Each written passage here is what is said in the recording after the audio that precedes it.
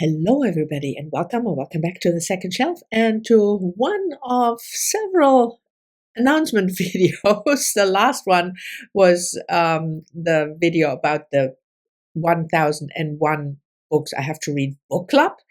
I joined Sandy for her book club as a co-host. I will leave a link to my announcement video and Sandy's announcement video down below. And this is another project for 2024 because some of you asked me whether I will keep going with the classics. For 2023, I picked 12 classics to read, and that did not work out that well. It was just too much. I still owe you two. The Christine de Pizan, the City of Ladies something, and The Blazing World by Margaret Cavendish. That's the last two I read. Cavendish I'm still working on, and then I will have read 10. But I will wrap those two up in one of the last recent reads on Sunday for this year. But anyway, I concluded, you could see it already from the intro, 12 is just too much. So I'm going down to 6, which means 2 a month. Also, a couple of you mentioned that the way I did it last year with people who would want to read along, that I announced the book for the next month, like a week before the month starts or something. So mostly on the 27th of a month or around that date, I wrapped up the book, and then I chose the book for next month. And a couple of you, or quite a lot of you, said, well, it's difficult then to get the book in time and to, So I'm just announcing all 6 books with the schedule now. So you can have a good look and think about it over Christmas, because you have nothing else to do over Christmas anyway.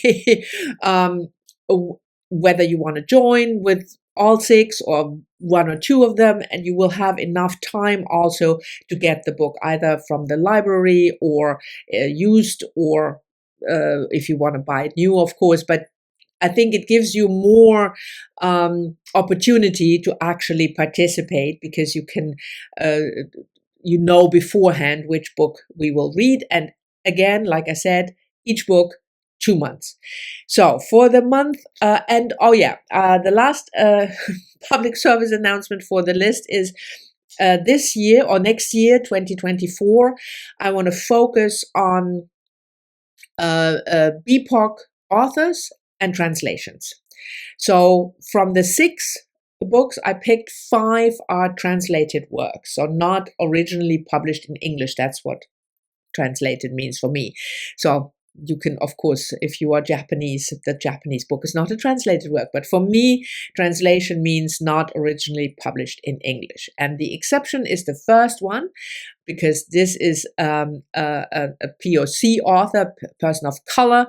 And I think it's important that we continue with this, because we read quite a few books in 2023 written by Black former slaves or freed women, but still living during slavery. And I want to start off the year with another one of those. So January and February, which ties in nicely because February is a Black History Month, at least in the US. And so in January and February, we will read Ida B. Wells' The Light of Truth, Writings of an Anti-Lynching Crusader. This is the Penguin Classics collection published in 2014, if I'm not mistaken. 2014. And it is all of Wells's writings from 1895, I think it starts, 1885 even, until just before her death. So the last one is, I think, 1927 or something. Let me just check. Whoops. 1927. So she was born 1862 and she died in 1913. Not 13. And of course, you all know her. She was born into slavery, but then became a journalist, an activist, an anti-lynching activist. She was very prolific in her writing, and this is it's quite a big one, but it also has an introduction and notes. And I think this is maybe a book where you dip in and out of. So not reading, starting with the first essay and then just reading through. But we will have 2 months, January and February, to read this book. And then I will wrap it up either end of February or beginning of March. That will be the new schedule, because I don't have to announce a book before the beginning of the month. So I might as well wrap this up maybe the first Sunday of the month or the first Wednesday or something like that. I'm not sure yet how I will do that, but there will be a separate, I think it would be good to have a separate video to wrap these books up.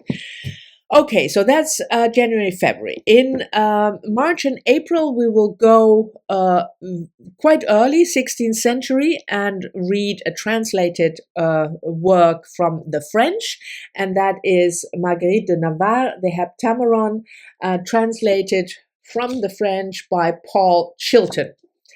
Marguerite de Navarre was a writer, femme de lettres.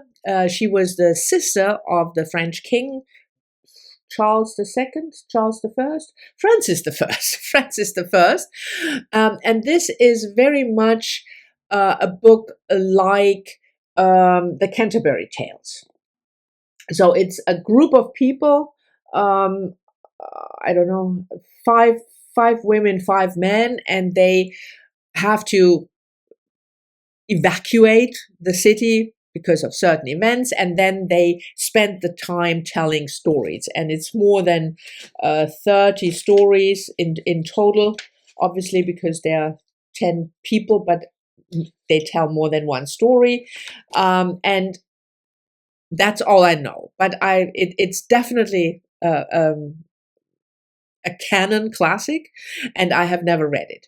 So Margaret de Navarre, the Heptameron, will be our read for March and April. Then in May and June, we will read the only poetry collection that I picked for the classics, but I wanted to include at least one poetry collection. You know me and poetry, but I thought in this whole project with the classics, one poetry collection would be good and something unusual. So I picked Persian poetry. The Mirror of My Heart, 1,000 Years of Persian Poetry by Women, translated and with an introduction by Dick Davis. It starts in the Middle Ages, the medieval period, then from 1500 to 1800, and from 1800 to the present. And it's mostly, I think, 1, sometimes 2 poems by a certain author, sometimes more, obviously with a short introduction. Can you see that? Into the author. It's not bilingual because I can't read Persian, so it didn't make sense for me to buy a bilingual edition, but it's a Penguin classic edition that you should be able to get from your library. And again, I think with this one, with the 2 months that we have the time, probably dipping in and out. And what I will do, I guess, for the wrap up is maybe talk about a couple of poems that I especially liked or that I struggled with, because I'm not going to talk about all the poems in the book. That is, I don't think that would make for a very interesting video. But this is our pick for, what are we now, May and June. July and August, we will have a Spanish novel, also not contemporary. It was published in 1886, and that is this one, Emilia Pardo Bazan, The House of Ulloa, translated from the Spanish by Paul O'Prey. This is, I have never heard of this author, but this is one of the greatest 19th century Spanish novels, according to the blurb. The House of Ulloa follows pure and pious Father Julian Alvarez, who is sent to a remote country estate to put the affairs of the Marquis, an irresponsible libertine, in order. And then he discovers moral decadence there, and he tries, it's obviously him here, and he tries to, moralize them back into the good life, and then plot ensues and tragedy ensues. That's all I know. I picked this because of the renowned name of the author, but I have never read her. So this will be our choice, The House of Ulloa, in July, in July and August. I will probably try to read this for the most part in July, because August, as you know, if you follow my channel, is the 30 books in 30 days month for me. And I'm not allowed to carry that much over, because that would be cheating, to start 15 books in July and just leave the last page and then finish them in August. That's not how it works. But the wrap up will still be after 2 months. So even if I read it earlier, I will wrap it up in the end of the 2 months period, or the beginning of the next month. Then for September and October, because I'm into translated works for this 2024 list, I didn't pick a book that would qualify for Victober. But I did pick a book that qualifies for the time period. So this book is published in 1832, by the way. This one would qualify as well.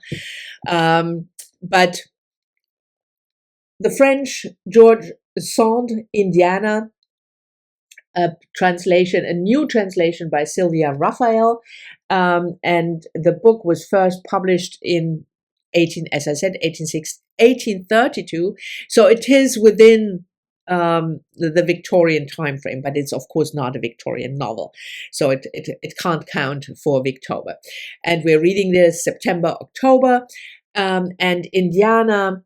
I mean, George Sand, you probably know, was a French, also femme de lettres, very prolific, very modern. She didn't want to abide by the rules for females. She chose her own lovers. She chose her own life. So it's an interesting person. And this one is about marriage. So Indiana is, as the picture shows, a young, beautiful woman, and she is not forced into, but she marries a guy that she's not really in love with, who's 20 years older. And of course, once she's married, she falls in love with somebody else. So the book explores that. And George Sand is somebody who then, it's a kind of a romance novel, at least that's how it's presented, but it explores theme of gender equality, marriage equality, men and women, how they are treated differently, when you fall in love outside of your marriage. So I thought I think the first book I read by George Sand in English, I read 2 books, nonfiction things by her in German a long time ago. So I'm really looking forward to reading this novel. And I think it's the first novel that she wrote without a collaborator. So our pick for September and October. And then we finish the year, November, December, with an again older work, this time from Japan. And I have to look up the publication date is 974, so 974, and that is the Gossamer Years by, is there a title somewhere? It's translated by Edward Seidensticker, and the author, who is not even really mentioned here, is I wrote that down, sorry about that, Michitsuna no Haya. It's the same in the same time period. You remember that I read The Tale of Genji 2 years ago or something, and that was published in 1000 and something. It doesn't say here. Yeah, but this is the court years, a female courtier and her diary, or her, I don't think it's in with dates. Yeah, it is kind of with dates. So it's like one of the books we read for 2023 was also a Japanese diary, and I wanted to continue this kind of tradition. So the Gossamer years. I think it's really weird that there is not even the mention of the author, don't you think? I didn't see it I didn't see that when I bought the book, but yeah. Anyway, this will be the final book for next year, November and December. So we will read one book by a Black author, time period slavery, two French, one Spanish, and one Japanese translated work, and a Persian, of course, the book with the Persian poetry. Those are the 6 that I am committed to reading in 2024. They all also qualify, because I'm double dipping again in order to make everything work. They are all also on my list, 1001 Women, books by women that I want to read before I die. So together with the 10 for Sandy's book club, that's already 16. And then I pre-picked 35, but that will be for another announcement video. Anyway, I hope you will join me in 2024 for some or maybe all of those 6 classics.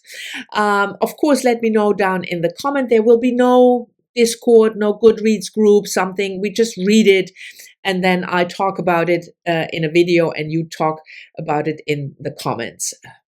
That's how we do it. So it's very, very chill.